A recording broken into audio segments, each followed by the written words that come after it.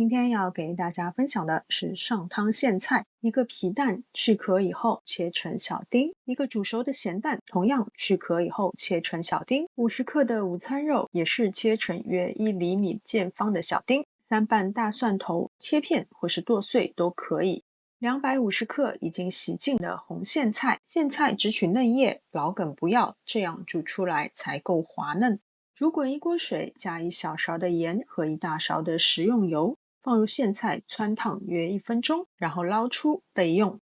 锅子擦干，烧热适量的食用油，爆香蒜片，然后加入咸蛋、皮蛋、午餐肉，炒至起沙冒泡，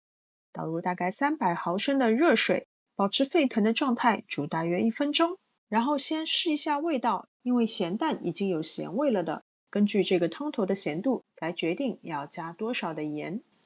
我加了大约2克盐、2克糖。